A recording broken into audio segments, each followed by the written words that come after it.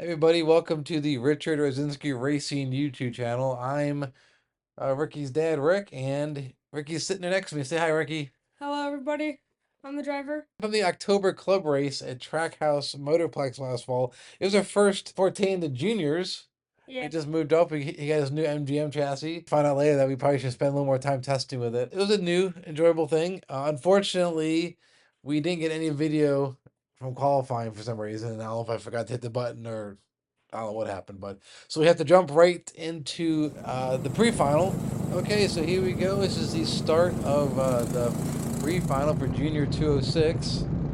Looks like you're on the outside here. So what are you looking for on these starts? What are you trying to do? I'm just trying to figure out where everybody's going, find a gap, go through it. Trying not to wreck out on the first lap. That's the main thing. Okay, yeah, you usually get pretty good jumps on these starts here. So this is going down into what turn is this that we're going to down Trackhouse? Forwards the bull. Turn 4. So we're going to the bowl here, and we just saw right there the first little incident of some oversteer midway through the bowl, which we didn't realize till later.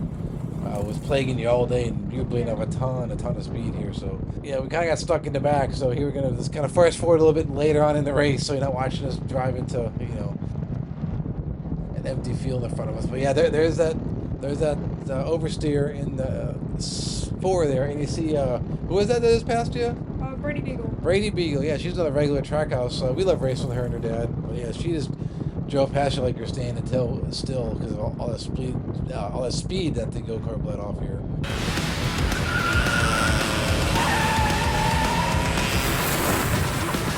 So kind of walk us through what you're looking at here. Where are we on the track now? It looks like we're going into 11. So as you look, massive oversteer. That's never what you want in a kart. We're just having problems the entire time. We're grip. Granted, it was my first time in the kart, so we're still trying to figure out how everything's going. This is a video of like the last lap. You see here more. There we go. It turns it okay. Then the back end just moves around. Yeah, this taught us that we need to do a little more testing and get used to the kart. Apparently, we could just sit in the kart and drive up front. Yeah. But yeah, we had a good time. He did a great job and drove all his laps in the heat.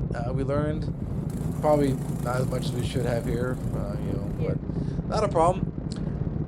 So right now, we're going to fast forward here to the final. We'll see the checkered flag here in just a bit. Coming through turn 10. Turn 11, I honestly hear Trackhouse it's kind of a blind exit. Yeah. It takes some cojones to go through there. So there's a checkered flag. So the pre-final's over. We started 20th, finished 19th, so we're +1. So that's always good. Yep. So now here we are in the final, starting on the inside row. So do you like the inside? Do you like the inside row better or the outside row? It depends on multiple things. On the inside, you won't get messed up on the start by other people coming in, but then also you could get pinched in turn 1, and that's never good because I've gotten pinched there a couple times in cadet and I spun out. Yeah. It looks like a couple carts got together there, going through like turn 2 or so after the shoot. So I think you're up to 17th maybe right now. Maybe. In the final, so we're hanging out a little bit better now. I haven't really quite seen the oversteer yet. Maybe you just aren't able to push. It wasn't 4, Yeah. but it happened. Did it? I missed it? Yeah. How's it if your dad watching the TV screen? Okay. Somebody else. Yep, someone went around in 8. It's cold tires and getting on the brakes too hard. Yep. Yep, so. Oh, well, yeah, there's the oversteer that we talked about. So here we are. It's going down. Coming. Yeah. That's a little scooter getting to go. Yeah, that adds an extra, what, half a horsepower? Yep. But yeah, there's that oversteer that we saw going through 11 already. So Because again, they're really bad. yeah, so what because what people don't realize in these carts is that when you turn the steering wheel, it kind of twists the chassis and it's almost like hitting the brakes. Unlike a normal car, with they have a differential in the back, so they'll like turn differently. But with us, the inside rear tire like jacks up off the ground in like 8, sometimes in 4, 7, sometimes 2, yeah.